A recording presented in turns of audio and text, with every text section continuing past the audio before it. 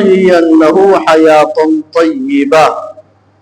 وقال النبي صلى الله تبارك وتعالى عليه وسلم الصدق ينجي والكذب يهدي أو كما قال صدق الله العظيم وصدق رسوله النبي الكريم ونحن على ذلك لمن الشاهدين والشاكرين والحمد لله رب العالمين. عزیز دوستو، اللہ تبارک و تعالی کائنات کا تنے تنہا خالق اور مالک ہے. خالق السماوات والارض،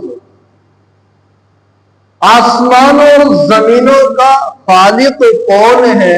اللہ تبارک و تعالی ہے.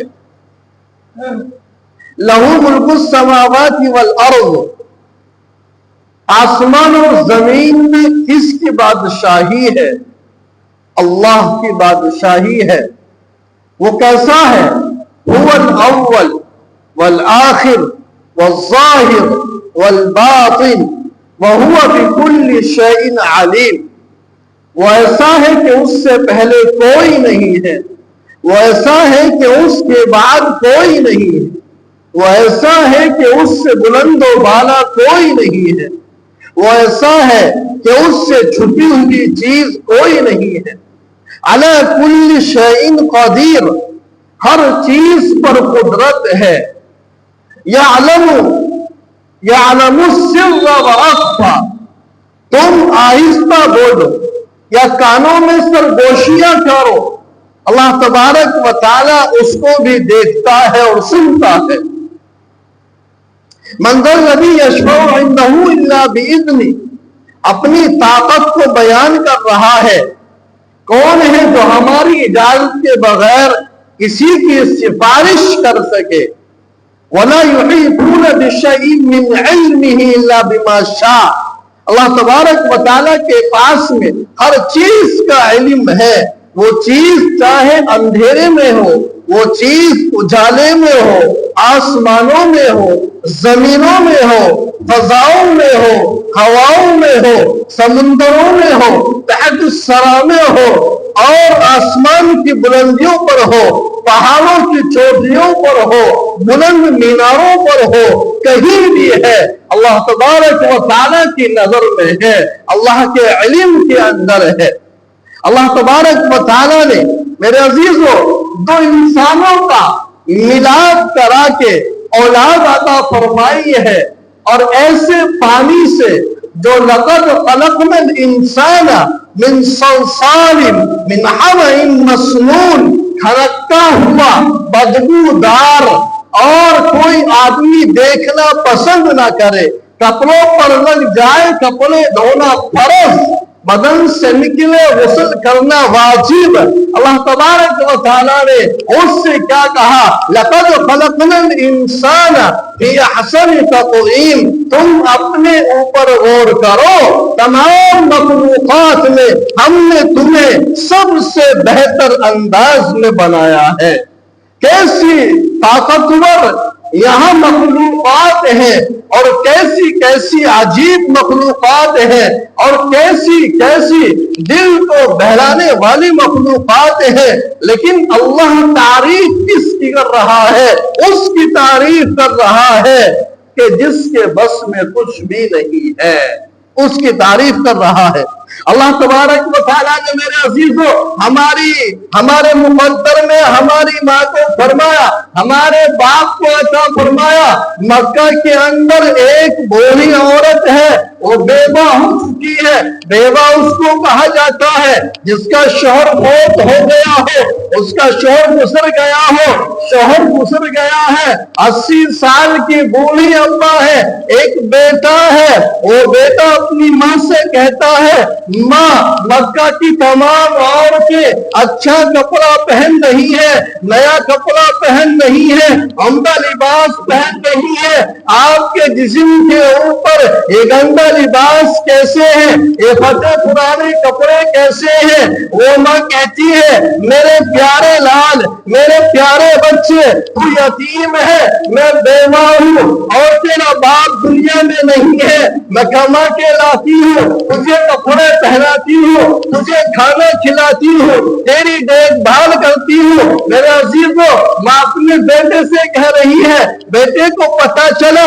میرا ایک چچا ہے جو یہاں رہتا ہے، اس کے پاس بہت مال و دولت ہے، اس کے پاس میں ہماری جائیداد بھی ہے۔ اپنی ماں سے کہتا ہے وہ بچہ کہ ماں میں چچا کے پاس جا رہا ہوں، میں اس سے چادر مانگوں گا، جائیداد نہیں مانگوں گا، دولت نہیں مانگوں گا، پیسہ نہیں مانگوں گا، کچھ نہیں مانگوں گا، میں صرف اور صرف اس سے ایک چادر مانگوں گا تاکہ تمہارا سر ڈھک جائے، تمہارے سر کے اوپر پردہ ہو جائے، تمہارے بال دوپٹے کے اندر آ جائے۔ ماں منع کرتی ہے بیٹا وہاں نہ جا، وہ بہت حرامی ہے، وہ بہت کم وقت ہے، وہ بہت بڑا لالچی ہے، تجھے کچھ نہیں دے گا۔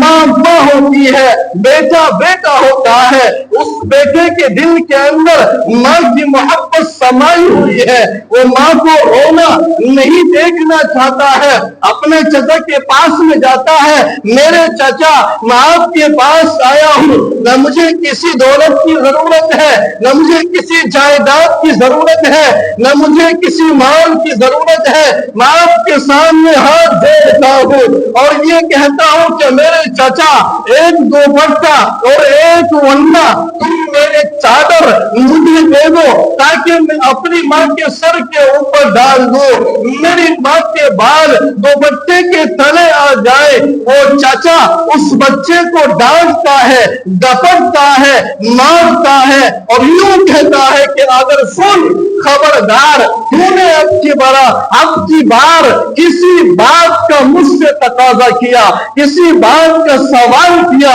تو یاد رکھنا مارتے مارتے لہو لہان کر دوں گا۔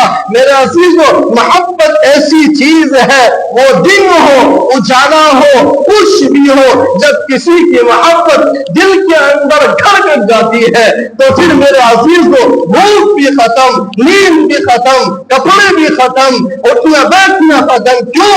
اس لیے کہ جس سے محبت ہے جب وہ میرے سامنے نہیں ہے، مجھے کسی چیز کی پرواہ نہیں ہے۔ وہ 8 سال کا معصوم بچہ، اس کے دل کے اندر ماں کی محبت ہے، اس کا دل ماں کی محبت سے لبریز ہے، وہ روتا ہوا پھر بھی ہاتھ جوڑتا ہوا اپنے چچا سے کہتا ہے کہ میں چادر لے کر کے جاؤں گا۔ اس کمبخت نے، اس لالچی نے اتنا مارا لہو لہان کر دیا۔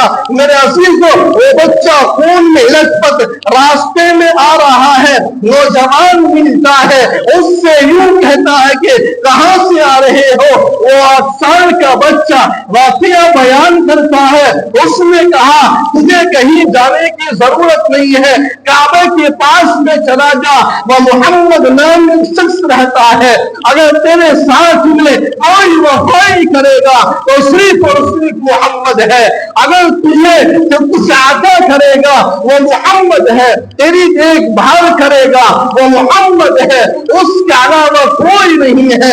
اس نے کہا میں کسی کے پاس نہیں جاؤں گا، میں چچا کے پاس میں گیا، اس نے مجھے بھگا دیا، اس نے مجھے مارا، لہو لہان کر دیا۔ ماں نے دیکھا میرا بچہ روتا ہوا آ رہا ہے، خون میں لثپت ہے، ماں کی آنکھوں سے آنسو جاری ہو گئے، بچے کو گود میں لیا، اپنے سینے سے لگایا اور یوں کہا کہ میرے پیارے، میں نے تجھ سے پہلے ہی منع کیا تھا، اس کے پاس میں مت جا، وہ بہت بڑا کم وقت ہے، تجھے کچھ نہیں دے گا۔ ماں سے بیٹا کہتا ہے کہ اماں جان، میں نے سنا ہے ایک محمد نبی کعبے کے پاس میں رہتا ہے، وہ سب کو عطا کرتا ہے، خود بھوکا رہتا ہے، دوسروں کو کھلاتا ہے اور خود گھر کے اندر مبتلا رہتا ہے، دوسروں کو سکون پہنچاتا ہے۔ ماں نے جب محمد کا نام سنا بچے کی زبان مبارک سے، تو ماں نے یوں کہا، خبردار آج کے بعد میں اگر محمد کا نام لیا، وہ ایسا آدمی ہے جو اس کے پاس جاتا ہے اس کا ہو کر کے رہ جاتا ہے، اس کا غلام بن جاتا ہے۔ تمہیں محمد نام لینے کی کوئی ضرورت نہیں ہے۔ میرے عزیزو، بچے کے دل کے اندر ماں کی محبت، ماں کا پیار، ماں کی وہ آنسو جو نرمے سے رو رہی تھی، ماں کے جسم کے اوپر وہ کپڑے جو گندے تھے، پھٹے ہوئے تھے، اس کے دل کے اندر وہ دنیا بسی ہوئی ہے، وہ نقشہ بسا ہوا ہے کہ نہیں، مجھے ماں کے سر کو دوپٹے سے ڈھانکنا ہے، وہ مجھے چاہے کچھ بھی کرنا پڑ جائے۔ میرے عزیزو، ماں منع کر رہی ہے، بیٹا ضد کر رہا ہے، بیٹا ضد پہ پڑا ہوا ہے، مکہ میں جاتا ہے، کعبے کے پاس میں جاتا ہے، بہت سارے آدمی بیٹھے ہوئے ہیں، سب کا چہرہ دیکھتا ہے، پتہ نہیں چلتا ہے کون محمد ہے کون غیر محمد ہے۔ جب ایک چہرے کو دیکھا جو سب سے زیادہ چمک رہا تھا،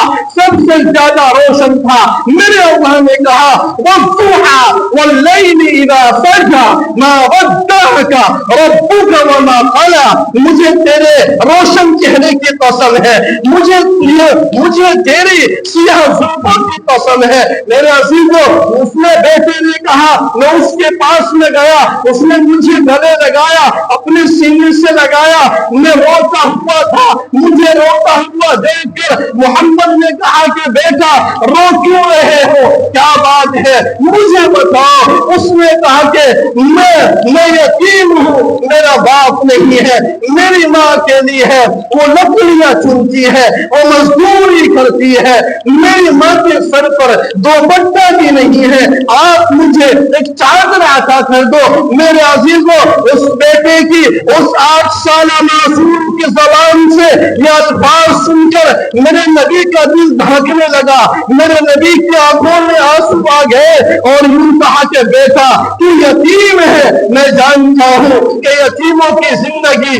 کیسے گزرتی ہے، میں جانتا ہوں یتیم کیسے اپنا ٹائم گزارتے ہیں، میں جانتا ہوں یتیم کیسے کھانا کھاتے ہیں۔ میرے عزیزو، محمد صلی اللہ علیہ وسلم اپنی چادر کو اتارتے ہیں، اس بیٹے کو عطا کرتے ہیں، وہ چادر جس کے بارے میں کہا گیا، یا ایھا المزمل قم اللیل الا قلیلا نصفہ او انقص منہ قلیلا او زد علیہ ورتل القرآن ترتیلا، جس کے بارے میں کہا گیا، یا ایھا المدثر قم فانذر وربک فکبر وثیابک فطہر۔ وہ میرے نبی کا کپڑا ہے، سب سے زیادہ پاک ہے، سب سے زیادہ محترم ہے، سب سے زیادہ محترم شان ہے۔